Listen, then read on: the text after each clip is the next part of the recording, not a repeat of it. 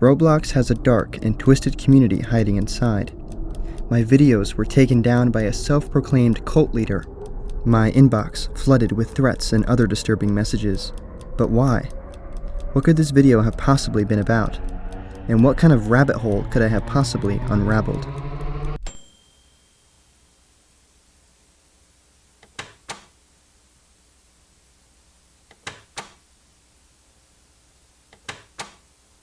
The story begins all the way back in 2009. Roblox itself is still pretty young at this point, being founded only 5 years earlier.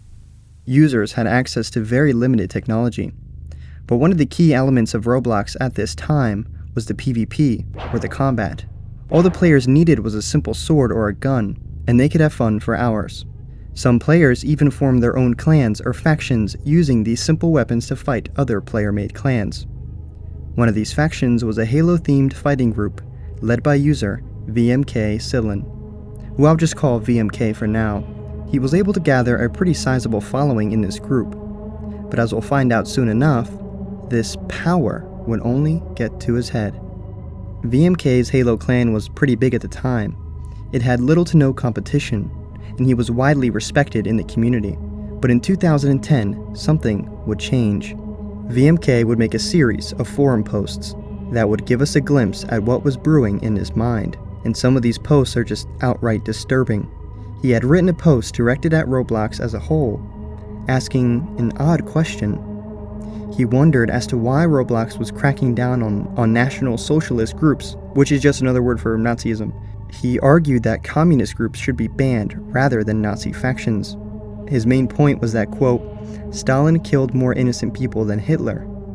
Of course, he would be met by confusion and backlash. One comment on the forum would state, "Last time I checked, Roblox wasn't about politics. Let's keep it that way." And another saying simply, "Who cares?" But this wouldn't deter VMK. In fact, this was only the beginning of his rant. This ideology that he so clearly had a fascination over would spill into his Halo faction. Screenshots showing him making some very ill remarks, mostly about Jewish people. Of course, not everyone in his group accepted this ideology or even knew about it, but it was definitely there. A user named Krut was a staff member, making important decisions inside of VMK's Halo faction. But tensions were brewing between these two figureheads. They were constantly disagreeing with each other and competing for control within the group. But the biggest difference between these two was their political alignment.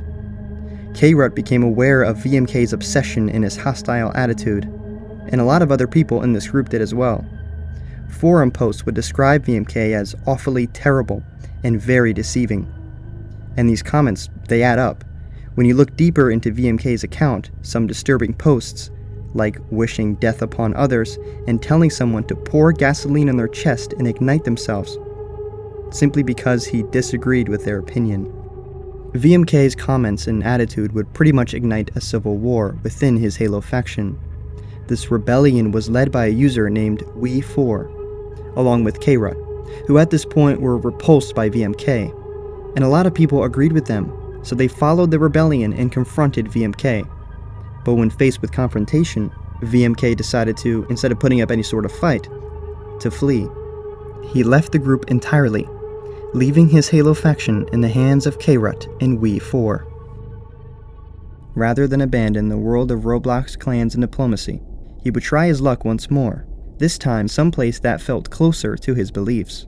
VMKCillen would create a faction called the Germanic Empire, which was a clear representation of Nazi Germany. Although he added his own twist, it was supposed to be an alternate history group, one where Germany won the Second World War. The group description gives us a disturbing look into these fantasies. It reads, "We do not mourn what has happened before, as this group focuses on what happens in the future. What could have been made as a perfect world." And even more alarmingly, one man promised peace. And this group goes to show what that man was planning after the war. A future for all of us that is not only overwhelming, but underrated by most. His Roblox inventory would also give us a glimpse into this faction, as it was filled with Nazi-themed apparel. There are exactly 64 pieces of clothing, at least that I could find, split between his main and alternate account. from German infantry to SS divisions, and even Hitler's personal jacket. It's actually quite impressive how many uniforms he was able to upload. I'm surprised to see this many get past Roblox's moderation system.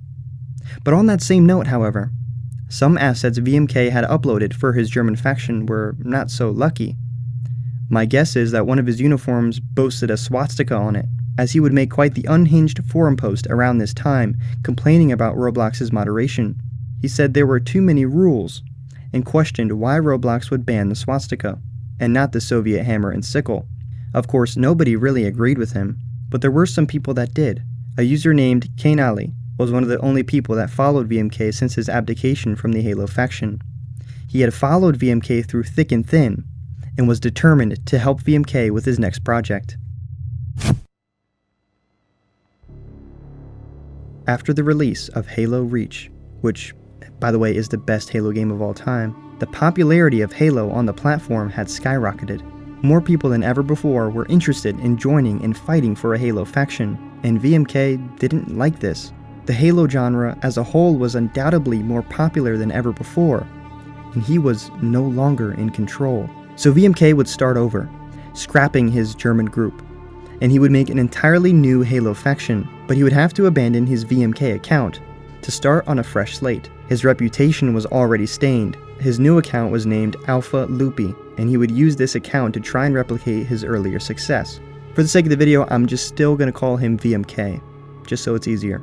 Anyways, there was a huge brick wall that was preventing him from making any progress. K-Rut and his Halo group were massive at this point.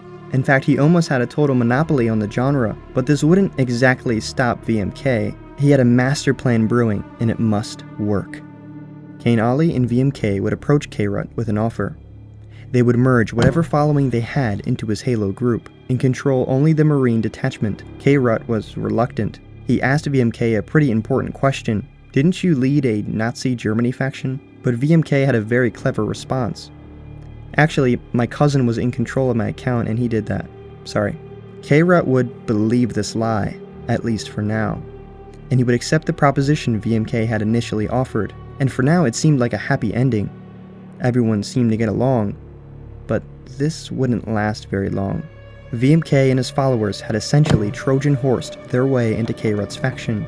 From the inside, they would gather a larger following and spread ideas of dissent, and before long, they would attempt to coup K-Rut and take the faction for themselves. Of course, this wouldn't be very successful. He didn't have enough influence within the community to even achieve this. He would then be forcefully removed from the genre, hoping to be never seen again. His hope in the Halo community was essentially gone at this point. But he still had hope for a new project, one that would pretty much change Roblox forever.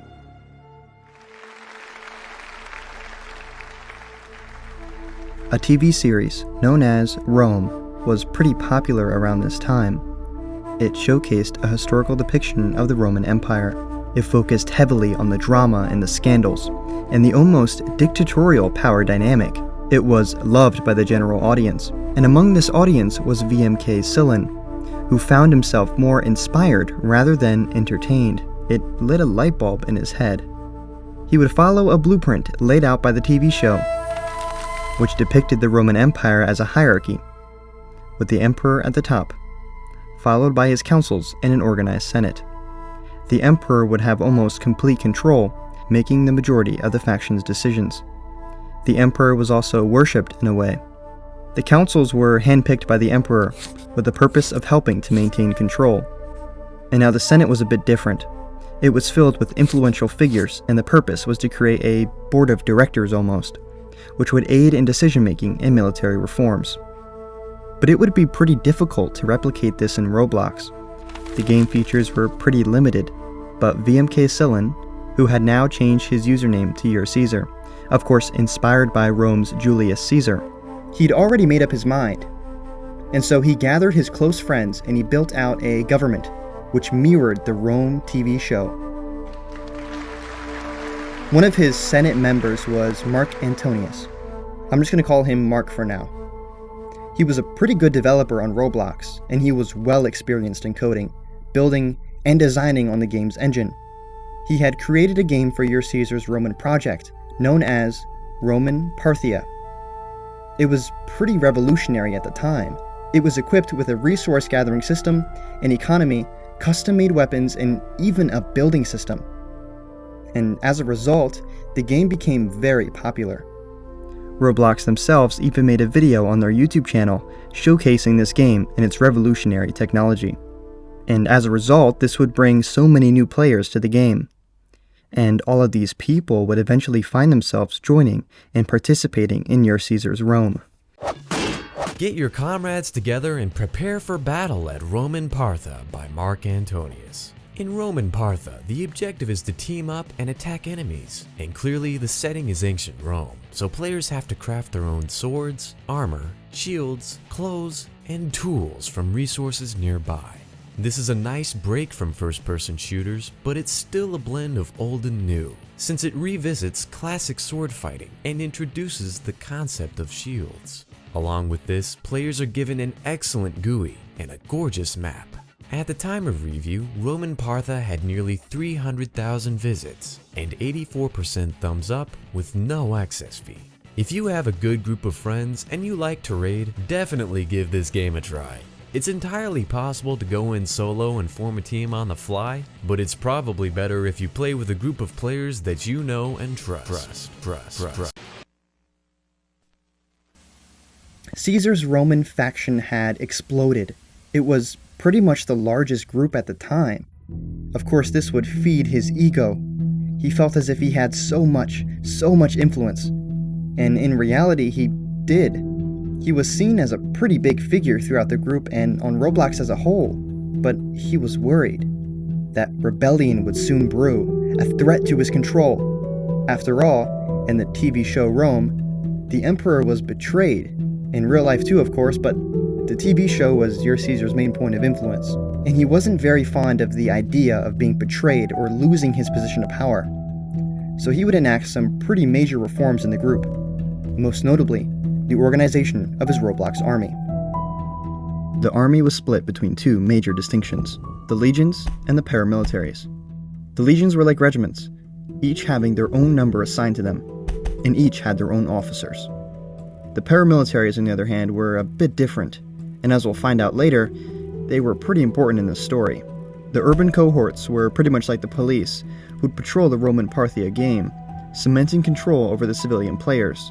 There was also a small navy, known as the Classis Italia, and the Lictors Guild, which was a group of guards in charge of keeping senators and important people safe. And finally, but most notably, the Praetorian Guardsmen. These guys would protect the emperor himself, along with his family. They were known for their heavy training and complete discipline. These guys would be on the game for almost 24/7, training and patrolling the game. They were dedicated to the empire.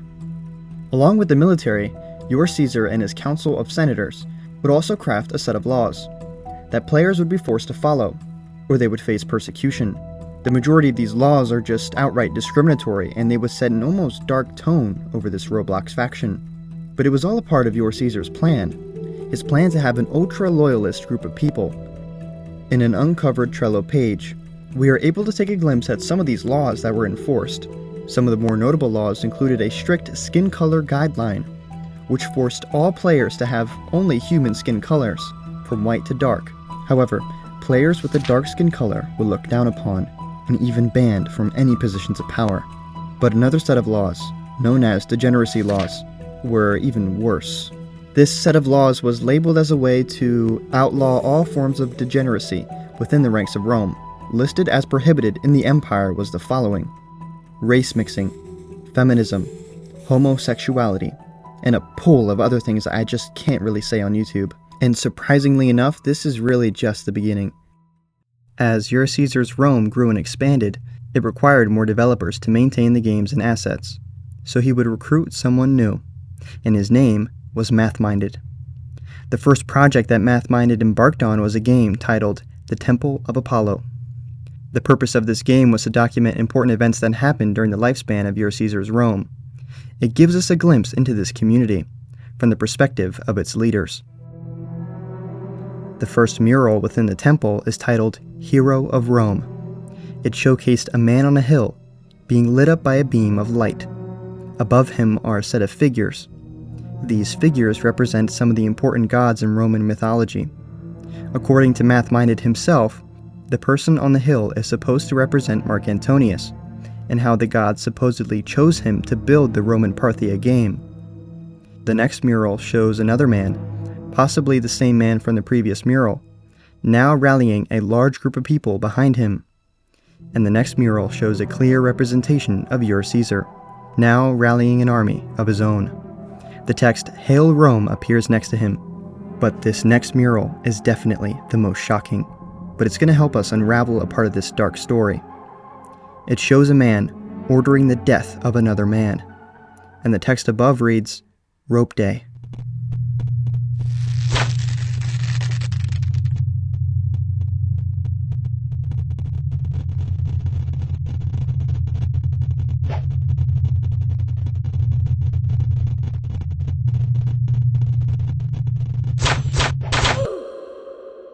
The Day of the Rope is a reference to the white nationalist book titled The Turner Diaries.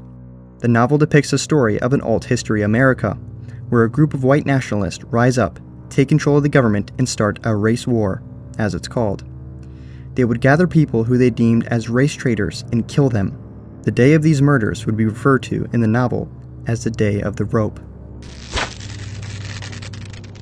In Your Caesar's Rome, the Day of the Rope was an event they had organized every so often. A video taken from one of these events would showcase just how dark this group actually was. A group of soldiers would move throughout the map, chanting death to the race traitors as they marched. They would question civilians as they passed, and they would kill anyone who was suspected of being a race traitor. Although Math-Minded had visualized these events in his Temple of Apollo, he wasn't exactly complicit. In fact, he had been accused of something that was completely unacceptable in Rome. He was, allegedly, homosexual. But when your Caesar found out about this, he did something unexpected. Instead of immediately removing Math-Minded, he decided to reason with him. He had told Math-Minded that in order for him to stay in Rome, he had to become, quote, red-pilled, and he had to take the anti-gay pills as well, whatever this meant. Of course, Math-Minded wasn't exactly all too happy. The culture and the persecution against him had disgusted him, and so he would pack his bags and remove himself from this dark community.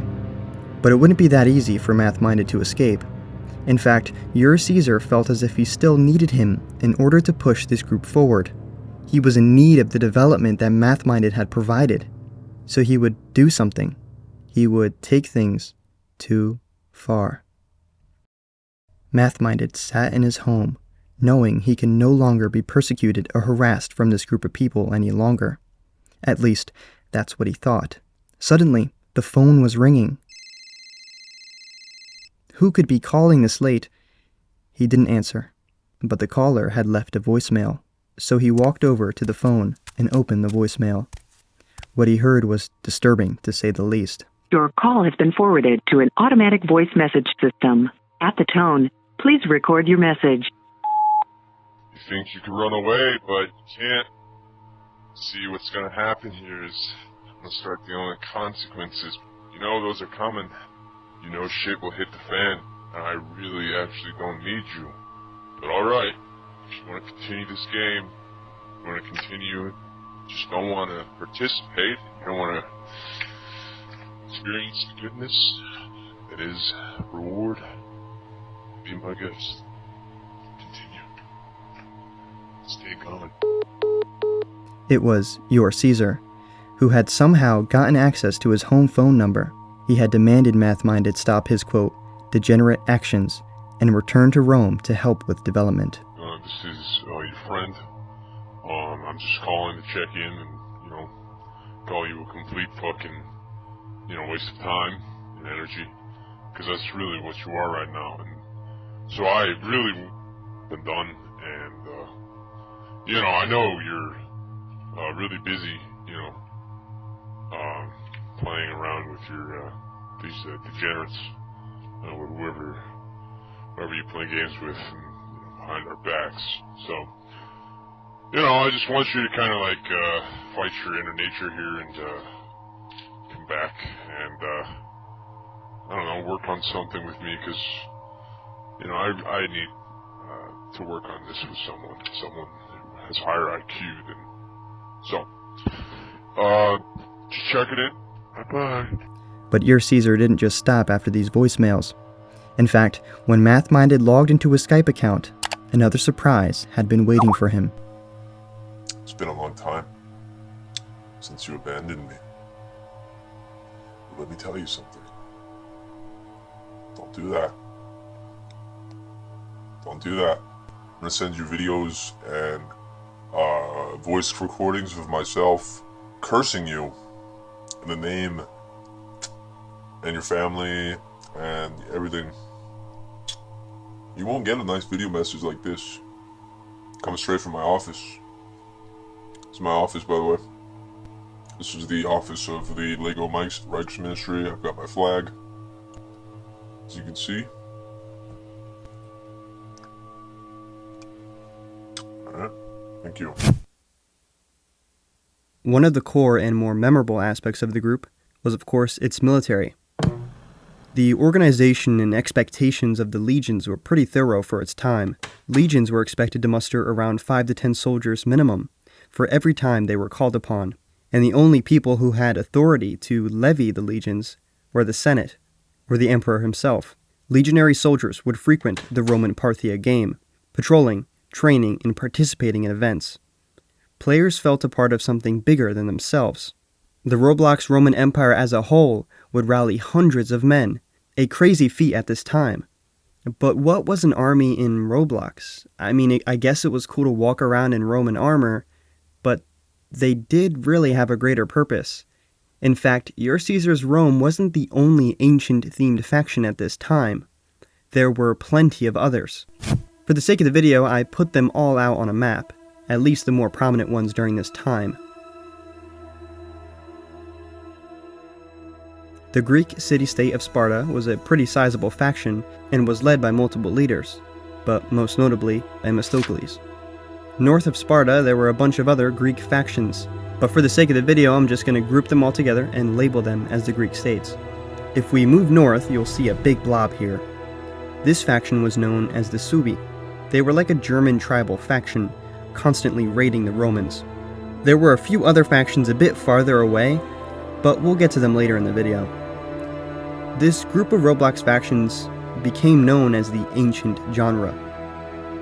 It was essentially the term for any Roblox military group that identified itself as taking place within this historical period. The Suebi faction hated Rome. Their games were littered with crucified Roman soldiers and other disturbing effigies. And as a result, of course, Rome would declare war on this faction. This is possibly one of the first wars in the genre, at least the oldest documented war. Wars in Roblox might seem confusing to some, but I'll explain it very quickly how they work. Usually, 2 Roblox groups decide they don't like each other and they want to fight one another. So they declare war on each other, and most of the time they will agree beforehand how many battles must be won for one side to win the war. And usually these battles are balanced between the 2 factions' own maps. So for example, with this Suebi war, although not documented too well, it was probably set up where the Romans had to win a certain amount of battles on their own and on the enemy's games. And whoever wins the majority wins the war. It's pretty simple, right? Anyways, so back to this war that I was just talking about. Your Caesar would only send around 1 to 2 legions to confront the Suebi faction. That's all he really needed. Keep in mind, Rome's army was massive. The Suebis could not even compete in terms of manpower. The 15th Roman Legion would attack the Suebi, almost by surprise, and they would capture the fort with ease. The Suebi were just no match for the Romans, to be fair, and this war would last only around 2 months. The Romans, of course, would win the war, and for now, the German tribe would be dealt with. But there was a much larger threat, a threat that could really challenge Rome's superiority over this genre of factions: Greece. More specifically, Sparta. They had a decently sized army. Of course, nothing compared to that of Rome, but they were a pretty dedicated set of people. They trained a lot, and they were on the game for a long time. Some factions were even active before Rome was a thing. To tame Greece would be very difficult. It consisted of many different factions, all blobbed together in this region. But your Caesar wanted to control this region in order to further cement his hegemony. Rome would send legions to divide and conquer the factions of Greece, without declaring any official war. The purpose of this was to bend the knee of Greece and force them to view Rome as superior. The first few legions arrived in Macedon, where they would engage with the Greeks, winning these first few engagements. The Classis Italia would invade Cyprus with the help of a few legions. And at first the Romans were winning these battles, but deeper into Greece they went, the tougher the battles became. So Rome was going to need their most elite units if they wanted to fight Sparta. These guys were no easy target. Sparta was a Roblox faction that was active for a very long time, and as a result their members were very experienced with sword and shield combat. So your Caesar would send the 13th Roman Legion and his elite Praetorian Guard to humble these Spartans. Leading this army would be Ferguson, or Skullbasher. And the Romans would defeat the Spartans, initially at least, as they would lose the next few battles. This would cause the Romans to temporarily retreat from the Greek region, leaving these factions neutral for now, but with a bad taste in their mouths. But not all of Rome's influence would be forced upon other factions with their massive armies.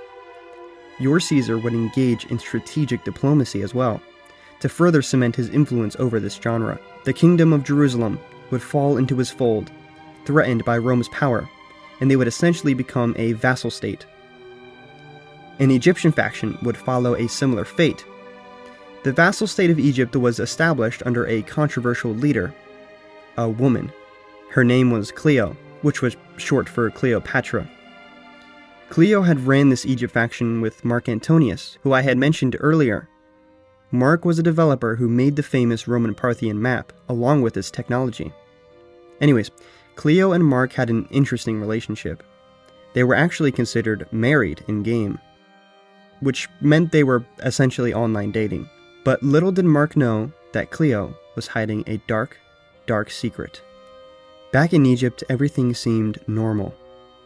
Cleopatra, along with Mark Antonius, were running Egypt together at this point, working together to grow this faction.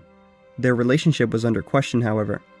Cleopatra felt as if Mark didn't truly love her, and so to test his loyalty, she asked that he give her access to his Roblox account. And Mark obliged, effectively giving her access to all of Rome's sacred maps and technology. And it wouldn't take long for Cleopatra to take and leak all of Rome's assets, including their innovative and exclusive Roman Parthia game. It's what made Rome so powerful and unique, and it was now accessible by everybody. And if it wasn't already made clear, Rome was now falling apart. Your Caesar could not accept this. Change had to be made in an effort to restore order in his empire. Mark Antonius was put on trial and exiled for this blunder, and Cleopatra, on the other hand, still had a dark secret waiting to be revealed. In fact, Cleopatra was not who she was claiming to be. Actually, she was never a she. Cleopatra was a man who had catfished Mark in order to get access to Rome's assets. A man named Tyler. Tyler was someone who had previously looked up to Caesar, but felt betrayed when he wasn't given his own vassal state. So he pretended to be a girl, catfished their main developer, and got his vassal state via deception. And in the end, he got his revenge. But he wouldn't get away unscathed. The Praetorian Guard had their own plan brewing. The Praetorian Guard would march to Rome, where they would meet up with a group of legionaries, and they would round them up and slaughter them. Your Caesar would then order all legions to attack the Praetorian Guard, with no exceptions. This would ignite a civil war, but it wouldn't last very long, and their guard would eventually leave, but not without leaving Rome in complete chaos. Your Caesar was left with an extreme challenge. He would have to rebuild this Roblox empire from the ground up. The technology that made Rome special was no longer special. He lost his elite military unit. His main developer, along with some of his staff, had been exiled, and it was now up to Caesar to rebuild. And so he tried. He would open the Senate, increasing its capacity from 20 members all the way up to 200 members. essentially allowing anyone to join this once exclusive group of people, which would in turn allow anybody to climb the ranks. And unknown to Caesar, this would only backfire. Lots of people would join Rome because of these changes, but they were only there to grab a slice of the pie. 3 of these people were nicknamed Marius, Varius, and Brutus. These guys had climbed their way up to the Senate, and were now pretty much in control. But your Caesar didn't really seem to care. In fact, he stopped caring long ago. He was already making plans to leave Rome and to start another faction. He wanted to leave this ancient genre as a whole, and he wanted to make a Star Wars themed group. But when the Senate heard whispers of this, they were far from supportive. The 3 senators I mentioned before would take matters into their own hands, destroying the group before Caesar could make his transition. In one night, 16,000 people were removed from the Roblox group, effectively ending Rome in one final blow.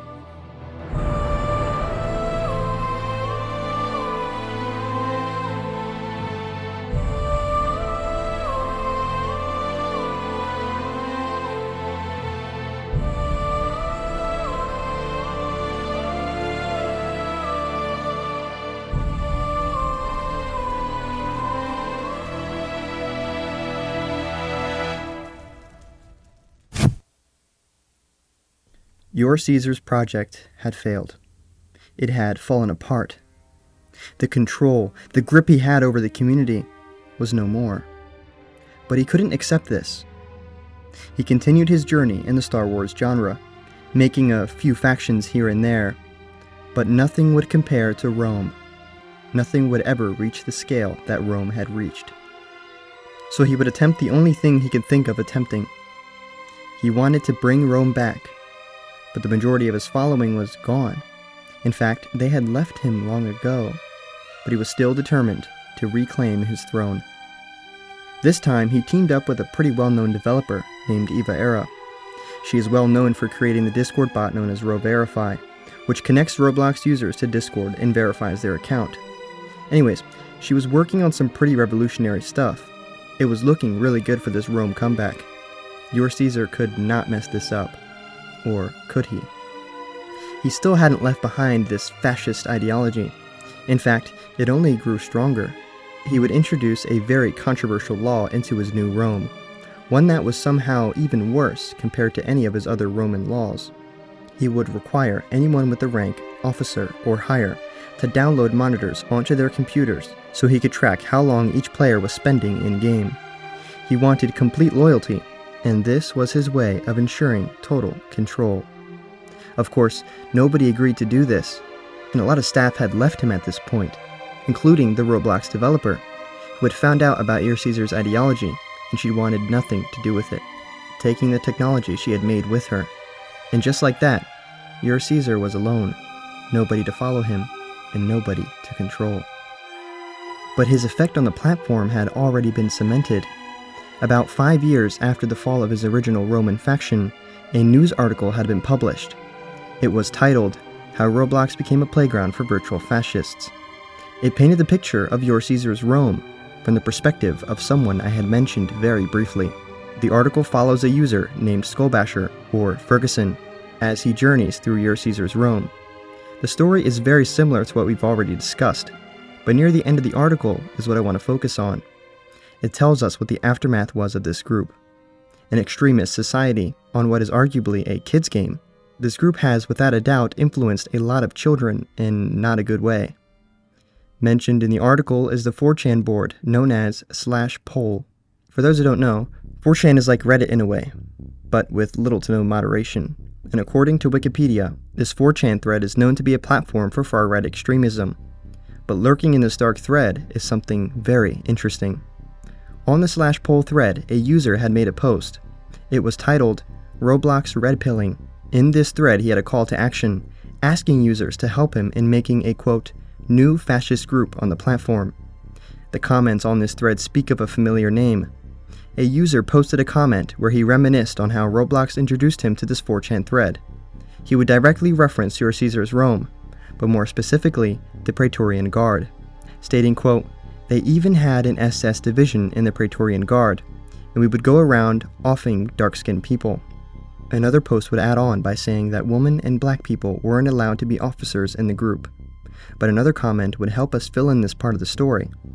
A user would mention the word Sini, and when I looked into it, I would quickly find out what this meant. Sini was a reference to a self-proclaimed cult, positioned within Your Caesar's Rome before it fell. Within this cult is one of the most disturbing games I've seen to date, and for some reason, it's still up to this day. The game is titled Reindoctrination, and when you join, you are greeted by flames in what looks to be a camp. I'm sure you can decipher what kind of camp I mean here. Now, I'm unsure what this camp could have been used for, but as the name suggests, I can only think of the worst. I think it's safe to say that the 4chan posts are legitimate, and that overall, Your Caesar's Rome was a breeding ground for extremism in neo-fascists. And although these events took place roughly 5 to 10 years ago, this is still a pretty big issue today.